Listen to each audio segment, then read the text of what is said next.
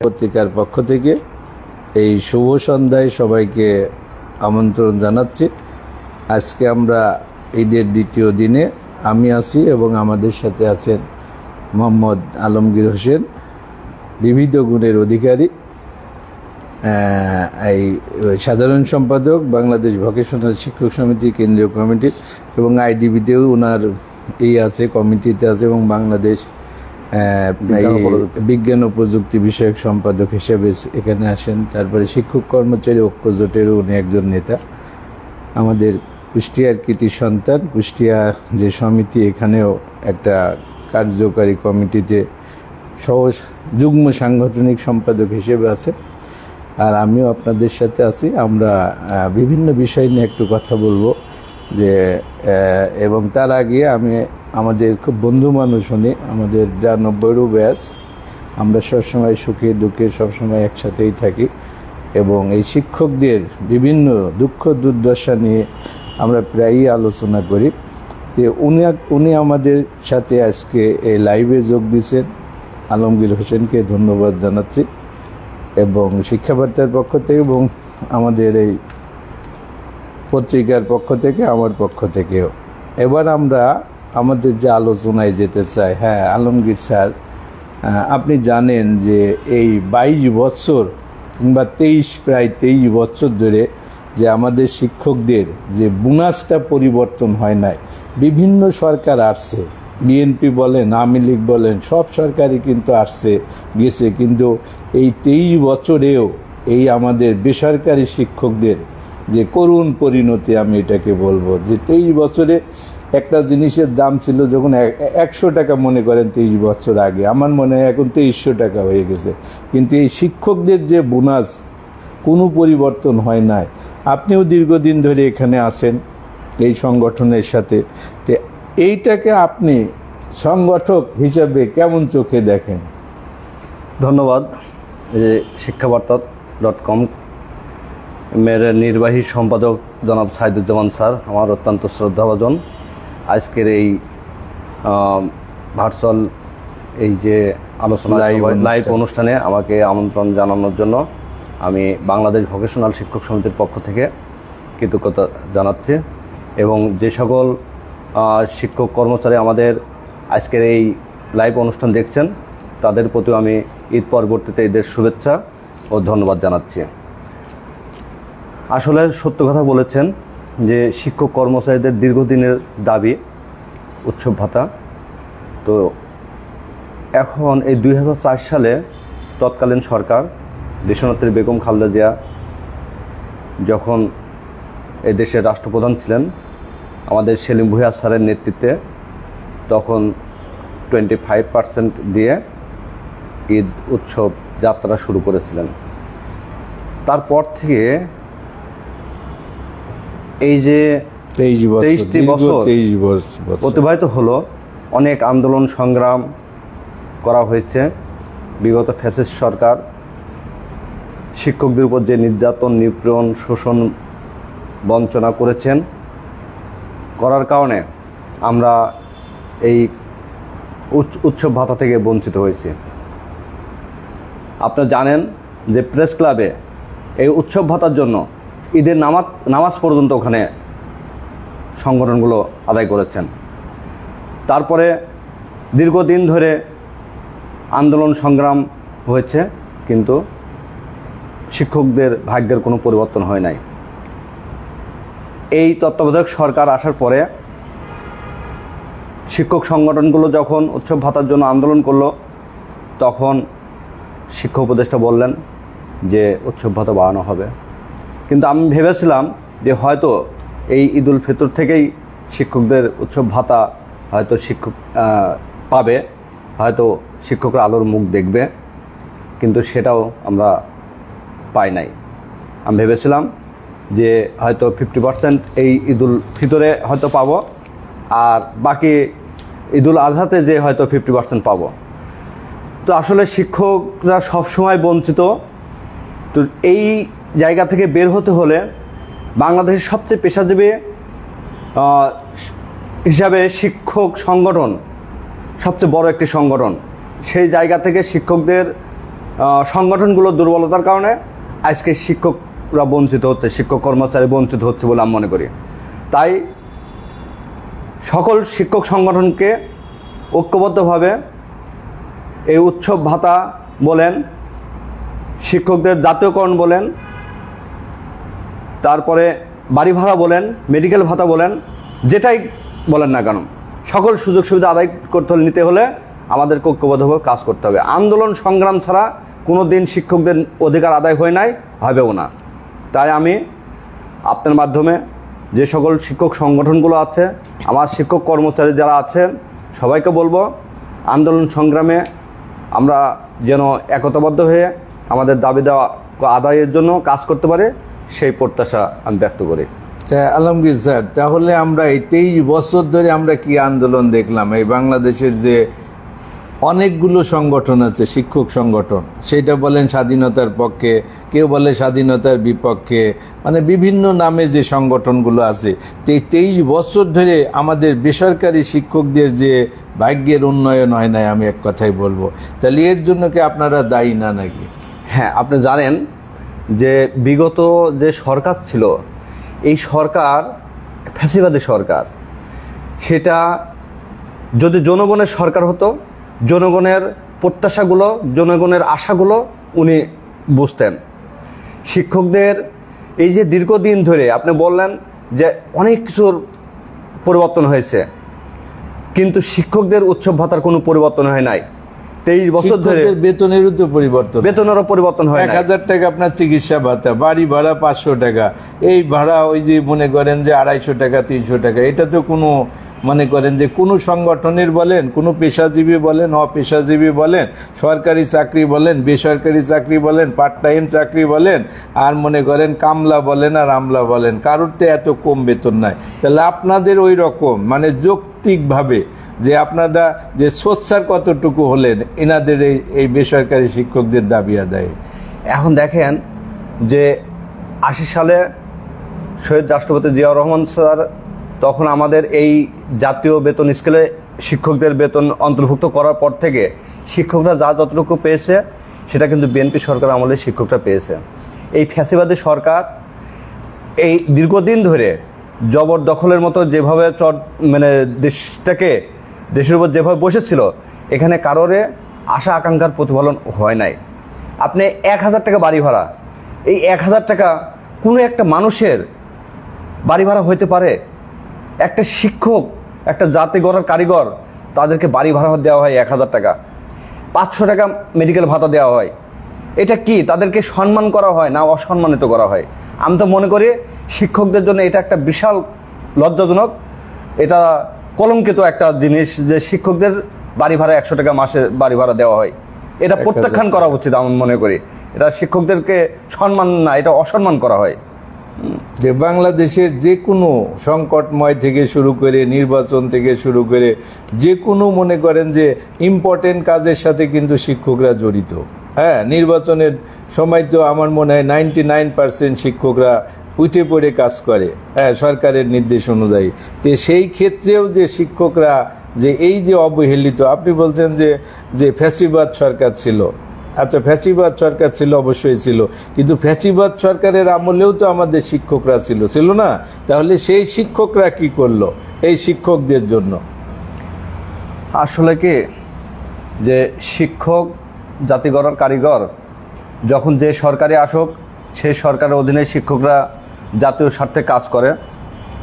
তবে প্রত্যেকটা সরকার আমলে দলীয় কিছু সংগঠন থাকে, সেই সংগঠনগুলো যদি শিক্ষকদের প্রতি আন্তরিক হতেন, শিক্ষক কর্মচারীদের প্রতি যদি সেই মানে তাদের সহযোগিতার মনোভাব থাকতো, তাহলে আমি মনে করি এই শিক্ষক আজকে এরকম বঞ্চিত অবস্থার মধ্যে থাকতো না।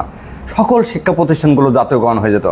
আপনি জানেন যে ইতিমধ্যে আমাদের সেলিম ভুঁইয়া স্যারে এবং আমাদের শিক্ষক কর্মচারী ঐক্যজোটের মহাসচিব মহোদয় জাকির স্যারে তারা হিসাব করে দেখিয়ে দিয়েছেন যে জাতীয়করণ করতে হলে কত টাকা প্রতিষ্ঠান থেকে পাওয়া যাবে, ছাত্র থেকে কত টাকা পাওয়া যাবে, সরকার কত টাকা দিবে, সমস্ত কিছু কিন্তু হিসাব নিকাশ করে দেখিয়ে দিয়েছেন।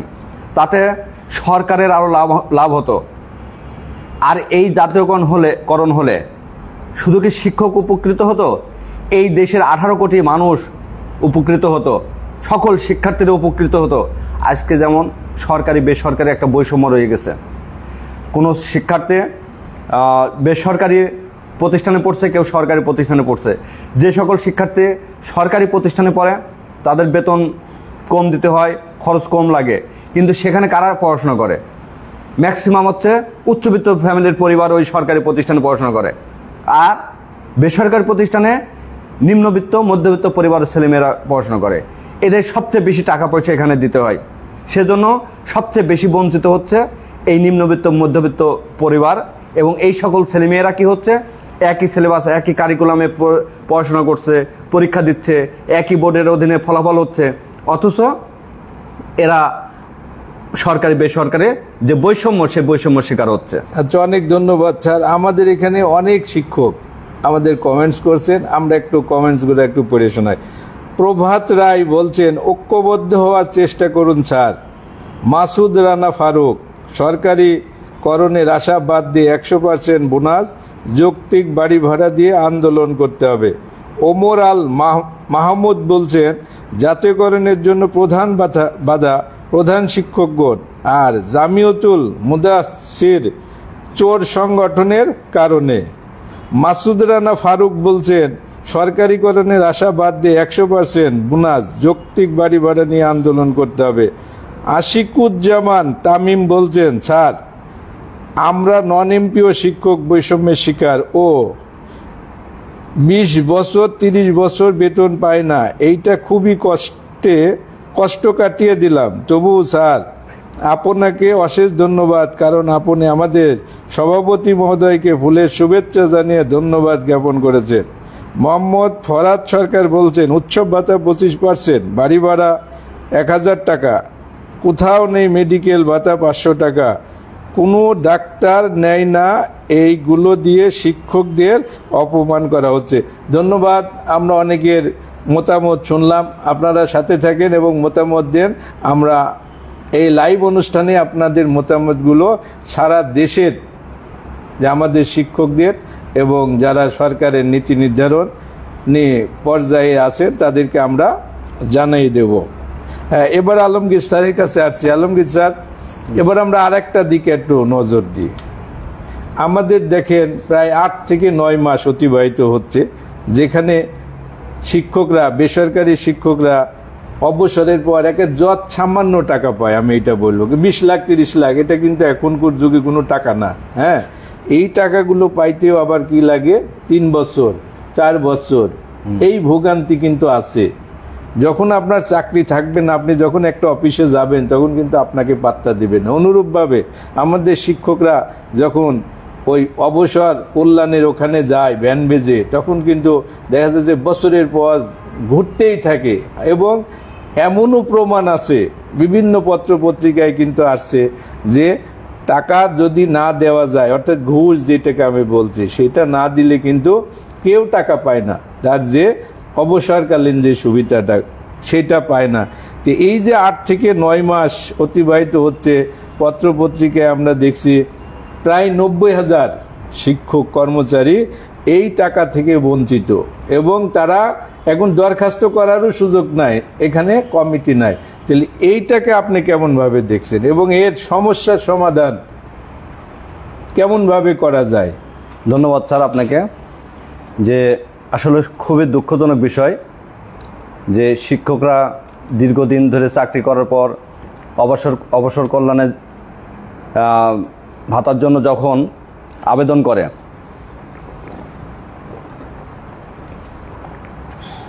আবেদন করার পর আবেদন করতে যে সেখানে অনলাইনে অনেক জটিলতা হয়, ইতিমধ্যে আমরা দেখছি অনলাইনে আবেদনের জটিলতা আছে। তারপরে ম্যানুয়ালেও জমা দিলেও সেগুলো যথাযথভাবে ওখানে কাজ হয় না। আপনার এই যে 5 আগস্টের পর থেকে অবসর কল্যাণে প্রায় 8 মাস এই কমিটি নাই। কমিটি না থাকার কারণে এই যে 90,000 শিক্ষক কর্মচারী অবসরে গেছেন, তারা এই অবসর কল্যাণের টাকা পাচ্ছেন না। আমি যতদূর জেনেছি যে কল্যাণের টাকা মনে হয় 22 সাল পর্যন্ত দিচ্ছে, 23, 24-25 3 বছরের টাকা বাকি রয়ে গেছে। শিক্ষকদের দীর্ঘদিন ধরে চাকরির পর এই শিক্ষকরা নিরুপায় অসহায় পরিবারের তখন বোঝা হয়ে দাঁড়ায়। অনেক শিক্ষক আছে যে তাদের চিকিৎসার অভাবে মারা গেছেন, অবসর কল্যাণের টাকা পান নাই। তা আমি মনে করি যে এই সংশ্লিষ্ট কর্তৃপক্ষ যারা আছেন শিক্ষা সেক্টরে, এই বিষয়টি দ্রুত সমাধান করা উচিত। শিক্ষক কর্মচারী যে বোর্ড, অবসর বোর্ড এবং কল্যাণ ট্রাস্ট আছে, এখানে যে কমিটি নাই দীর্ঘদিন ধরে, এই কমিটিটা অনতিবিলম্বে এই কমিটি দেওয়া প্রয়োজন বলে মনে করি। নতুবা এই শিক্ষকরা এই টাকা কবে পাবে তার কোনো হদিস নাই। ইতিমধ্যে আপনি জানেন যে প্রায় 7 থেকে 8 কোটি টাকা লোপাট হয়ে গেছে। 8,000 কোটি 8,000 কোটি টাকা, 7 থেকে 8,000 কোটি টাকা শিক্ষকদের অবসর কল্যাণের টাকা লোপাট হয়ে গেছে। এটা কিভাবে দেখেন আপনি? এটা বিশাল একটা দুঃখজনক বিষয় না, যে সারা জীবন চাকরি করার পর চাকরি শেষে এই যে 90,000 শিক্ষক কর্মচারী তারা যে অবসরের টাকা পাচ্ছে না, অথচ এই টাকাটা লুটপাট হয়ে যাচ্ছে দুর্নীতিবাজদের কারণে।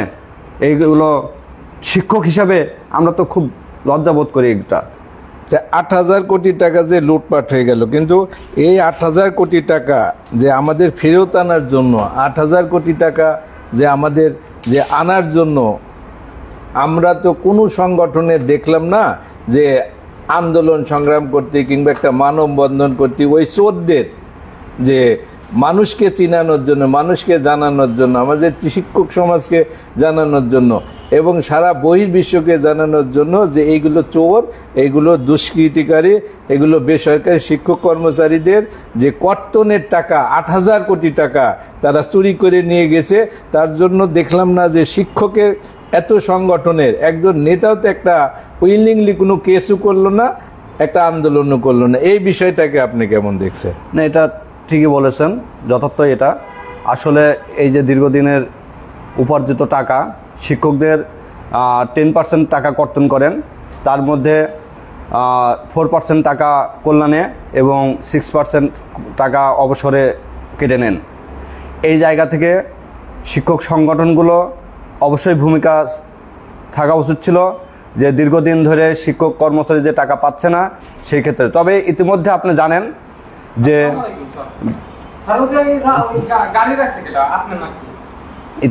জানেন যে আমাদের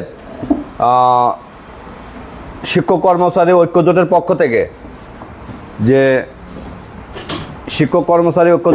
থেকে যে কমিটি, সেই কমিটি এই অবসর কল্যাণের কমিটির করার ক্ষেত্রে তালিকা দিয়েছিলেন।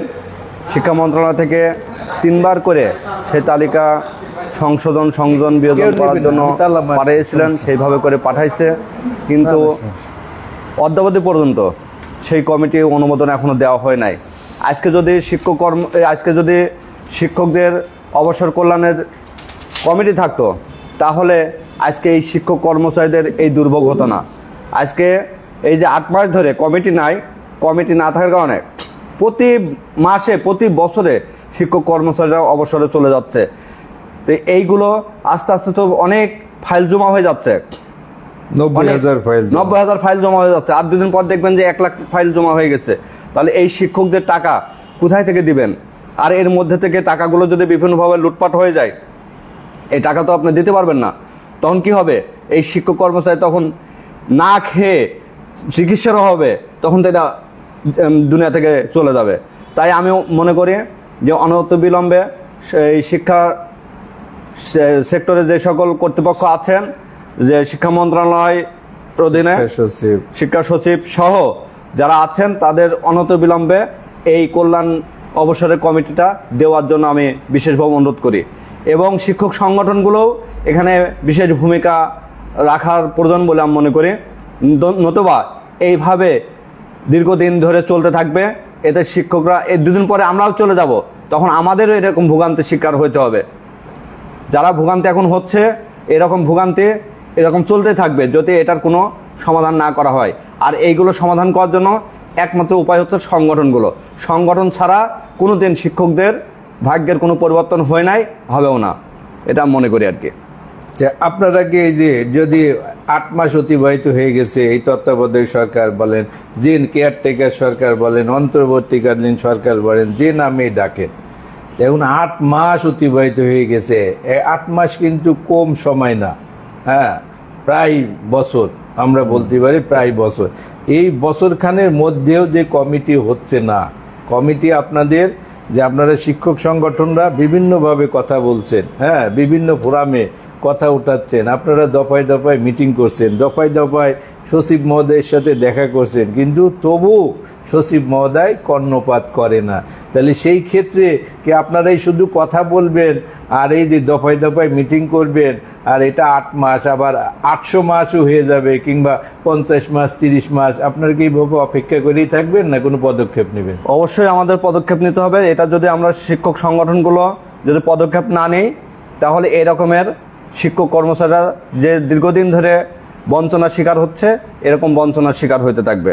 তাই আমি মনে করি, যেহেতু ঈদ গেল, ঈদ পরবর্তীতে আমরা বিভিন্ন সংগঠনগুলো যেমন আছে, তার মধ্যে আমাদের বিশেষ করে শিক্ষক কর্মচারী ঐক্য জোট, যেখানে আমাদের প্রাণপ্রিয় নেতা আমাদের সেলিম ভুঁইয়া স্যার আছেন, জাকির স্যার আছেন, তাদের সহ আরও যে সংগঠনগুলো আছে, আমরা প্রয়োজনে কথা বলে আমরা সাংগঠনিকভাবে পদক্ষেপ নিব, এটা আমরা মনে করি। আর একটা বিষয় আমরা একটু আলোচনা করি, যে এই যে ম্যানেজিং কমিটি, আমরা দেখলাম আগের সরকারের আমলে কিন্তু ম্যানেজিং কমিটির যে সভাপতি বলেন, যে সদস্য হওয়ার জন্য কিন্তু একটা পর্যায়ে মানুষ মরিয়া হয়ে উঠছিল যে আমার এই প্রতিষ্ঠানের সভাপতি হইতে হবে, এই প্রতিষ্ঠানের কমিটিতে আমাকে থাকতে হবে। আমরা দেখলাম যে অন্তর্বর্তীকালীন সরকার কিংবা তত্ত্বাবধায়ক সরকারের আমলে এই যে শিক্ষা প্রতিষ্ঠানগুলোতে কমিটি হওয়ার জন্য মারামারি পর্যন্ত আমরা দেখছি। এই বিষয়টাকে কেমন দেখছেন? এখানে কমিটিতে অন্তর্ভুক্তি হওয়ার জন্য এত পীড়াপিড়ি, এর কারণটাই বাকি? আসলে কি, যে শিক্ষা প্রতিষ্ঠান একটা সামাজিক প্রতিষ্ঠান, যে যারা কমিটিতে আসতে চান, বিশেষ করে ওই এলাকার যারা সামাজিক সংগঠনগুলো করেন, রাজনীতি করেন, সোশ্যাল বিভিন্ন কাজকর্মগুলো করেন, এরা শিক্ষা প্রতিষ্ঠানগুলোর নেতৃত্ব দিতে চায়, সেখানে থাকতে চায়। তারা মনে করে যে শিক্ষা প্রতিষ্ঠানের যদি সভাপতি হিসেবে থাকা যায়, তারা আলাদা একটা শিক্ষকদের সাথে থাকা, আলাদা একটা সম্মান, আলাদা একটা মর্যাদা, এই হিসাবে আর কি। যেমন আগে শিক্ষা প্রতিষ্ঠানগুলোতে সভাপতি হওয়ার জন্য অনেক দ্বন্দ্ব প্রতিদ্বন্দ্বী করে নির্বাচনের মাধ্যমে অনেক কমিটি হতো, সেখানে শিক্ষকদের কি হতো, এই সভাপতি হওয়ার জন্য যে শিক্ষক কর্মচারী নিয়োগ দিলে টাকা নিতে পারত। এখন যেমন শিক্ষক নিয়োগ দেওয়ার ক্ষেত্রে সেই এখতিয়ার তো তাদের নাই, এখন শিক্ষক নিয়োগ হচ্ছে এনটিআরসির মাধ্যমে, যার কারণে এখন ওই জিনিসটা কিছুটা কমে গেছে। তারপরেও আমি মনে করি যে এই যে সভাপতি, এই যে প্রথাটা, এই প্রথা বন্ধ করা উচিত। এখানে শিক্ষকদের উপরে আমরা এখন যদিও একটা সম্মানজনক জায়গায় আসছে যে শিক্ষা প্রতিষ্ঠানের সভাপতি হতে হলে তাকে ডিগ্রি পাস হইতে হবে। আগে তো 8ম শ্রেণী পাস, 9ম শ্রেণী পাস, এসএসসি পাস, এরাও সভাপতি হতে পারত। সে জায়গায় শিক্ষকরা বিব্রত বোধ করতো, অপমানিত করতো, আমরাও নিজেরাও অপমানিত হইতাম। তো যাই হোক, সেই জায়গা থেকে যদি শিক্ষিত কোনো মানুষ এই সভাপতি হিসেবে আসে, সেটা একটা বিষয় থাকে। তারপর আমি মনে করি টুডে টুমোরো এটাকে একেবারে অ্যাবলিশ করা উচিত, এটা বন্ধ করা উচিত। এই শিক্ষকদের উপর খবরদারি করা, শিক্ষকদের উপরে জবরদখল করা, শিক্ষকদের টাকা পয়সা বিভিন্ন লুটপাটের বিষয় থাকে। আমি গতকালকে একটা শিক্ষা প্রতিষ্ঠানের হেডমাস্টারের সঙ্গে কথা বললাম, সেখানে বললো, ভাই আমরা আমাদের প্রতিষ্ঠানে শিক্ষকরা কয়েকজন মিলে সেখানে কিছু কোচিং করাই, কোচিংয়ে কিছু টাকা উঠছে, সেই টাকা কমিটিকে দিতে হবে। শিক্ষকরা পরিশ্রম করছে, শিক্ষকরা সেখানে ছাত্রদের পড়ায় কিছু টাকা করছে, সেই টাকা থেকে কমিটিকে টাকা দিতে হবে। তারপরে বিভিন্ন প্রকাশনীগুলো আছে, প্রকাশনীগুলো সৌজন্য কপি দেয়, এই সৌজন্য কপির সেখানে ওই সব প্রকাশনী থেকে টাকা নিতে হবে, টাকা নিয়ে কমিটিকে দিতে হবে। এই ধরনের ন্যাক্কারজনক কিছু বিষয় আমি আমার আসছে। এই জন্য আমি মনে করি যে আসলে শিক্ষা প্রতিষ্ঠানগুলোতে এই কমিটির প্রথাটা টোটালি বাদ দেওয়া উচিত। কারণ দেখা যায় যে বাংলাদেশের, আপনি যে কথাটা বললেন যে আসলে একটা শিক্ষা প্রতিষ্ঠানে যখন কমিটির সভাপতি হয় কিংবা সদস্য হয়, সে নিজেকে গর্বিত মনে করে, হ্যাঁ, মানে তার একটা স্ট্যাটাসের একটা ব্যাপার মনে করে। কিন্তু আমার কাছে একটা জিনিস মনে হয় যে আপনার স্ট্যাটাস বলেন, গর্বিত বলেন, যেটাই বলেন, কিন্তু ওই যে মূল্য হলো টাকা। যে কিছু কর্মচারী কিংবা কিছু প্রধান শিক্ষক, অ্যাসিস্ট্যান্ট হেডমাস্টার কিন্তু নিয়োগ কমিটির হাতে। হ্যাঁ, সেই ক্ষেত্রে দেখা যাচ্ছে যে কমিটিতে সভাপতি হওয়ার পরে যদি 2-1টা নিয়োগ পায়, দেখা যাচ্ছে এখন তো 10 লাখ, 20 লাখ, 30 লাখ টাকা নিয়ে মনে করেন নিয়োগ দিচ্ছে। তাহলে এই যে নিয়োগ বাণিজ্যটাও কিন্তু আসল উদ্দেশ্য। এখন নিয়োগ বাণিজ্যটা যদি এই রকম উদ্দেশ্য না থাকতো, তাহলে কিন্তু সভাপতির জন্য এই এত পেরাপেরি কিন্তু হতো না, হ্যাঁ, যে এত প্রতিযোগিতা হতো না। একটা সিস্টেম করেন তো, যে বাংলাদেশে যদি কোনো লোক সভাপতি হয় শিক্ষা প্রতিষ্ঠানে, তাহলে তাকে কন্ট্রিবিউশন করতে হবে। তুমি সভাপতি, তুমি বাৎসরিক 10,000 টাকা দাও, 20,000 টাকা দাও, হ্যাঁ, 30,000 টাকা দাও, যে সদস্য সে 10,000 টাকা দেবে। এই প্রথাগুলো যদি চালু করে, তাহলে দেখবেন যে কোনো শিক্ষা প্রতিষ্ঠানে কেউ আসতে চাবে না। অনুরূপভাবে আমি একটা কথা বলি, যে এই যে মসজিদ মাদ্রাসার কমিটির দেখবেন যে সভাপতি, সেক্রেটারি, ক্যাশিয়ার, এইটা হয়তো হওয়ার জন্য, আরে বাবা, সে নামাজ নাই, কালাম নাই, কিচ্ছু নাই, কিচ্ছু জানে না, লেখাপড়া জানে না, সে মাতবাড়ি করে বলে আমি সভাপতি, সেক্রেটারি হব। তা আমি একদিন এক জায়গায় বলছি যে এই প্রথাটা একটু চেঞ্জ করেন আপনারা, 101 সদস্য বিশিষ্ট আপনারা কমিটি করেন, যে কমিটিতে হতে চায়। যে যেহেতু দেশ গ্রামে মানুষের অর্থনৈতিক অবস্থা এত ভালো না, আপনি বলেন যে সভাপতি হবে সে মাসে 1,000 টাকা দিতে হবে, যে সেক্রেটারি হবে সে 800 টাকা দিতে হবে, যে সাংগঠনিক হবে সে 700 টাকা, এইভাবে করে করে যে যারা সদস্য হবে 100 টাকা করে দেন। এই যে টাকা উঠবে সেটি ইমাম এবং মুয়াজ্জিমের বেতন হিসেবে ধরে। দেখবেন সভাপতি তো দূরের কথা, কোনো সদস্য আপনি পাবেন না। এই বিষয়ে আপনি কি মনে করেন? অবশ্যই এই ক্ষেত্রে আমি একমত পোষণ করি আপনার কথার সঙ্গে, যে এরকমই হওয়া উচিত। আর বিশেষ করে মসজিদ কমিটিতে অনেক সময় ইমাম থাকে না, মসজিদে বিভিন্ন সময় বিভিন্ন সমস্যা হতে পারে। যিনি সভাপতি হবেন উনি নামাজ পড়ানোর মতো তার কোয়ালিটিটা থাকতে হবে, অ্যাবিলিটি থাকতে হবে। এরকম অবস্থা যদি থাকে শিক্ষা প্রতিষ্ঠানের ক্ষেত্রে এইরকম একটা শিক্ষা প্রতিষ্ঠানের প্রধান শিক্ষক MA পাস, সব টিচার।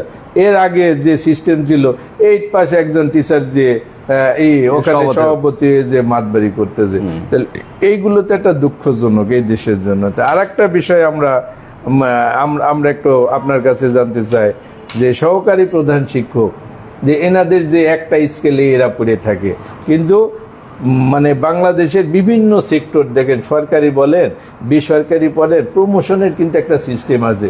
যে আপনি মনে করেন যে একটা কর্মচারী থেকে মানে প্রথমে চাকরি নিলেন, দেখা যাচ্ছে যে ম্যানেজার পর্যন্ত হয়ে যাচ্ছে, তার যদি শিক্ষাগত যোগ্যতা থাকে।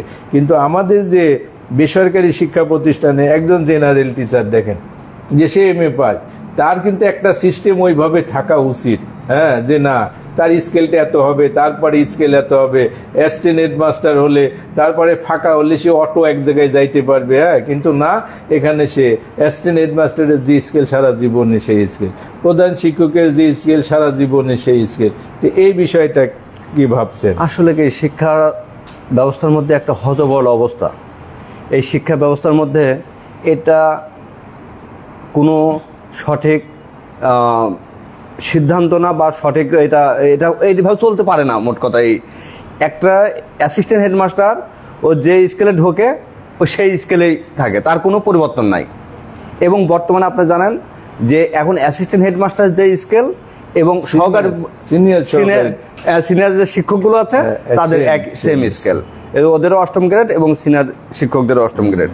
এখানে অবশ্যই পরিবর্তন হওয়া উচিত। আর একটা বিষয় বলি, আমাদের কারিগরি সেক্টরটার আর একটা জিনিস আছে, যে কারিগরি শিক্ষা অধিদপ্তরের অধীনে যে সকল ট্রেড ইনস্ট্রাক্টরগুলো আছে, এই ট্রেড ইনস্ট্রাক্টরগুলো সেম একই অবস্থা, ব্লক পোস্টের মতো, যে এটা যে স্কেলে ঢোকে স্কেল পরিবর্তন হয়, বাট পদের কোনো পরিবর্তন নাই। এরা ডিপ্লোমা ইঞ্জিনিয়ার পাশ করে ঢোকে, BSc ইঞ্জিনিয়ার ডিগ্রি আছে, অনেকের বিএড আছে, বাট তারপরেও তারা অ্যাসিস্ট্যান্ট হেডমাস্টারে আবেদন করতে পারে না। এই যে তাদের যোগ্যতা থাকার পরে আপনি আর একটা জিনিস করবেন, যে এই ডিপ্লোমা ইঞ্জিনিয়ার, যে সকল ডিপ্লোমা ইঞ্জিনিয়ারগুলো পলিটেকনিক ইনস্টিটিউটে বের হয়, এই ডিপ্লোমা ইঞ্জিনিয়াররাই কিন্তু পলিটেকনিক ইনস্টিটিউটের শিক্ষক হয়। সেখানে জুনিয়র ইনস্ট্রাক্টর ঢুকে চিফ ইনস্ট্রাক্টর হয়, সেখান থেকে তারা প্রিন্সিপাল হচ্ছে। অথচ এই ডিপ্লোমা ইঞ্জিনিয়ার এই হাই স্কুলগুলোর সাথে যখন ট্রেড ইন্সট্রাক্টর পদে ঢোকার পরে তাদের কোনো প্রমোশন নাই, কোনো পদের পরিবর্তন নাই। এই ট্রেড ইন্সট্রাক্টর দিয়ে চাকরির যাত্রা শুরু, একদম শেষ, আর কোনো পরিবর্তন নাই। তো এইটা তো আসলে হতে পারে না। মানুষের যোগ্যতা অনুযায়ী তাকে যে কিছু পদের যদি পরিবর্তন আসে তাহলে তার কি হলো, তার কাজের স্পৃহাটা বাড়লো। কিন্তু এই ক্ষেত্রে আমি মনে করি যে সংশ্লিষ্ট কর্তৃপক্ষের অবশ্যই এই জায়গাটায় হাত দেওয়া উচিত, এগুলো পরিবর্তন করা উচিত। তাহলে শিক্ষার মান বাড়বে, শিক্ষকতা পেশায় শিক্ষিত মানুষ মানে আসার জন্য মেধাবীরা এখানে আসবে। হ্যাঁ, এখানে উৎসাহিত হবে তারা আসার ক্ষেত্রে। এই ক্ষেত্রে পরিবর্তন হওয়া উচিত। তা আরেকটা বিষয় যে আমরা লক্ষ্য করি যে বাংলাদেশের যে হাজার হাজার লক্ষ লক্ষ মানে কিন্ডার গার্ডেন সহ আমি বলছি, কিন্ডার গার্ডেন, মাদ্রাসা, তারপরে আপনার কলেজ, বিভিন্ন নামে শিক্ষা প্রতিষ্ঠান আছে। সেই শিক্ষা প্রতিষ্ঠানগুলোতে আমরা দেখছি পেপার পত্রিকা খুললে আগে যে ফ্যাসিস্ট যে সরকার ছিল সে আমলে দেখা গেছে যে পেপার পত্রিকা খুললে অমুক কমিটির সভাপতি দ্বারা অমুক শিক্ষক লাঞ্ছিত, অমুক প্রতিষ্ঠানের প্রধানকে চাকরিচ্যুত, অমুক টিচারকে বিভিন্ন ব্লেম দিয়ে তাদের চাকরিচ্যুত করা হয়েছে। হ্যাঁ, আমাদের মানে দেখা যাচ্ছে যে মেরেও ফেলছে কিছু কিছু জায়গায়, যে এই যে টিচারকে এত লাঞ্ছিত হতে হচ্ছে টিচাররা, এবং এই যে বিভিন্ন ব্লেম দিয়ে যে বের করে দিচ্ছে। তো সেই ক্ষেত্রে কিন্তু আমরা এই স্বাধীনতার এই 54 বছরেও আমরা দেখি নাই যে বিভিন্ন সংগঠনের কিন্তু জন্ম হয়েছে। হ্যাঁ, তো সেই ক্ষেত্রে একজন শিক্ষক যদি নির্যাতিত হয় তখন আমরা কোনো শিক্ষক সংগঠনকেও দেখলাম না যে ওই শিক্ষকের জন্য একটা মানববন্ধন করতে। ওই শিক্ষক যে এলাকার, সেই এলাকায় 10 জন প্রতিনিধি টিম পাঠানো। ওই শিক্ষকের জন্য যদি মনে করেন যে একটা কেস 10টা জেলায় যদি 10 জন মানুষ যদি কেস করে দিত, তাহলে কিন্তু ওই যে সভাপতি, ওই সভাপতির কিন্তু একটা টনক নড়ত। 10টা জেলায় যেয়ে যদি সভাপতি হাজিরা দিতে হতো, তাহলে কিন্তু ওই শিক্ষককে আর বাংলাদেশের আমার মনে হয় না কোনো শিক্ষককে আর ওই সভাপতি কিংবা ওই কমিটির যে সদস্যরা কিন্তু নির্যাতন করার কিন্তু আর সাহস পায় নাই। তো এই 54 বছরে আমরা কেন এটা দেখলাম না? এবং আমরা কি আশা করতে পারি না যে আলমগীর স্যার, আপনিও দীর্ঘদিন ধরে আছেন এই সংগঠনের সাথে, এইরকম একটা উদ্যোগ তো নিতেই পারেন। সেই ক্ষেত্রে আমার তো মনে হয় না যে বাংলাদেশে এই যারা উকিল আছে, অ্যাডভোকেট, হ্যাঁ, তারা আপনাদের কাছে হাজার হাজার টাকা নেবে। বহুত আমার সাথে যারা আছে, উকিল আছে, অ্যাডভোকেট সাহেবদের আমার সাথে বহুত অ্যাডভোকেটের যোগাযোগ আছে। এই রকম যদি আপনারা কোনো উদ্যোগ নেন, কিংবা আমরা যদি সবাই মিলে উদ্যোগ নিই যে একটা টিচার নির্যাতিত হয়েছে, সেই টিচারকে আপনি দলমত নিয়ে টিচারই, আমার কথা টিচার, ওই টিচারের পাশে যদি আপনি দাঁড়ান, তাহলে দেখবেন যে একটা আলোড়ন সৃষ্টি হবে, আর বাংলাদেশে কোনো টিচার এরকম নির্যাতিত হবে না। তো এই ক্ষেত্রে কি আমরা কি এই রকম একটা স্টেপ নিতে পারি যে বাংলাদেশে যেখানে শিক্ষকরা নির্যাতিত হবে সেখানে আমাদের একটা টিম যাবে এবং ওই শিক্ষকের জন্য যত রকম আইনি সহযোগিতা আমরা দেব। ইভেন যদি আমাদের আইনের আশ্রয় নিতে হয়, আমরা 10টা জায়গায় 10টা জেলায় প্রয়োজনে আমরা তার নির্যাতনকারীর বিরুদ্ধে আমরা অ্যাকশনে যাব।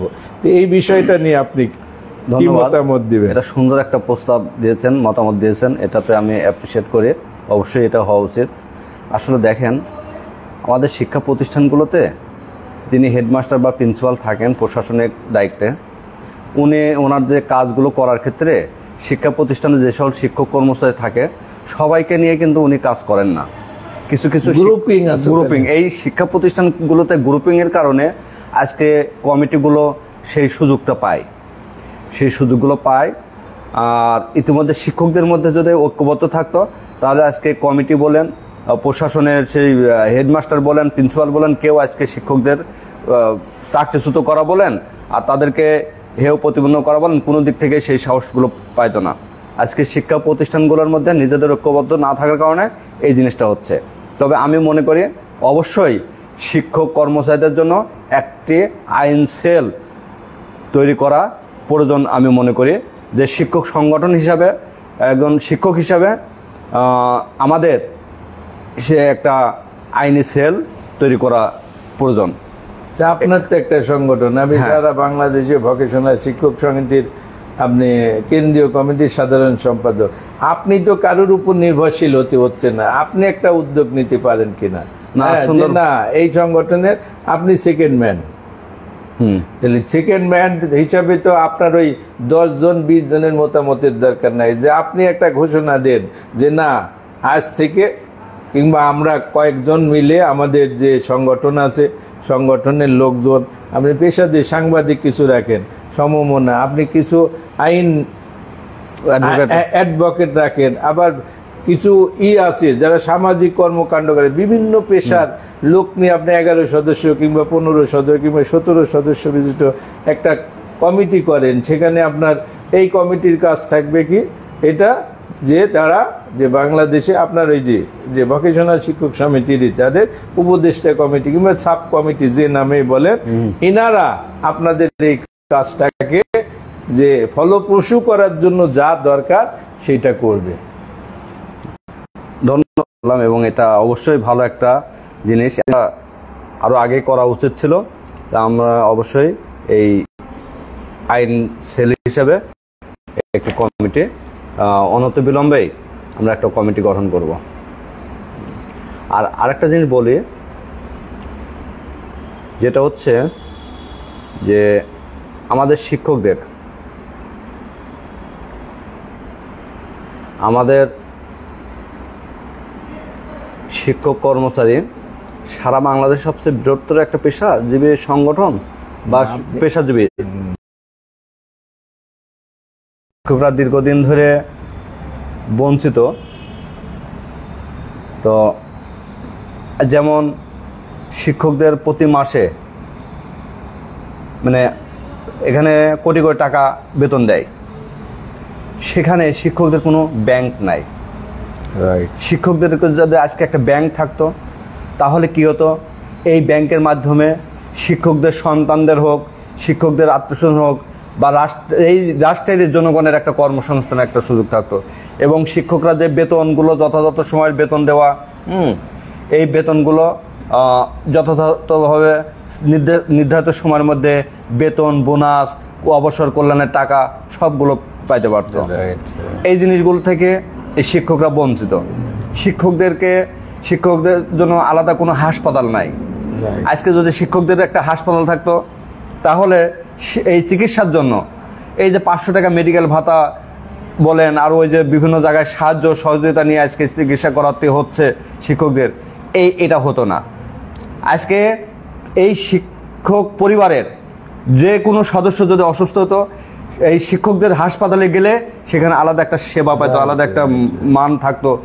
এইগুলো এই জায়গা থেকে আমরা আসলে এই স্বাধীনতা 54 বছরেও শিক্ষকদের এই জায়গাটা পরিবর্তন আনা যায় নাই। তো এই জায়গাটা যখন পরিবর্তন আসবে তখন শিক্ষকদের মর্যাদা, সম্মান সবগুলো বাড়বে। আজকে দেখেন কিছু বিশেষায়িত কিছু আছে, প্রতিষ্ঠান আছে, এদের সবারই আছে, এদের কি আছে, এদের কনভেনশন সেন্টার আছে, হাসপাতাল আছে, কত ভবন আছে, শিক্ষকদের আজ পর্যন্ত একটা ভবন নাই। হ্যাঁ, তো কিভাবে শিক্ষকরা সেই সম্মান, সেই মর্যাদা বা সেই সামাজিক অবস্থান কিভাবে তৈরি হবে? তো এই জায়গা থেকে আমাদের অবশ্যই সংগঠন হিসাবে একজন, আমি শুধু আমার বাংলাদেশ ভোকেশনাল শিক্ষক সমিতি দিয়ে এখানে হবে না, এখানে যতগুলো মাদ্রাসা শিক্ষক সংগঠন আছে, কলেজ শিক্ষক সংগঠন আছে, হাই স্কুলের সাধারণ শিক্ষক সংগঠন আছে, সকলে মিলেই এই জায়গা থেকে। আর একটা বিষয় হলো, সরকারের এখানে সদিচ্ছা থাকতে হবে। সরকার যদি আন্তরিক না হয়, শিক্ষকদের প্রতি আন্তরিক না হয়, শুধু শিক্ষক সংগঠনগুলো বলেই গেল, শিক্ষক সংগঠনগুলো আন্দোলন করলো, শুধু তাই হবে না। আন্দোলনে অনেক কিছু পরিবর্তন হয়, দেশের অনেক ক্ষতি হয়, দেশের ভাবমূর্তি নষ্ট হয়, সেটা একটা বিষয় থাকে। আমরা আন্দোলন করতে যেয়ে দেখেছি যে শিক্ষার্থীরা অনেক বঞ্চিত হয়েছে। আমাদের থাকার উচিত ছিল কোথায়?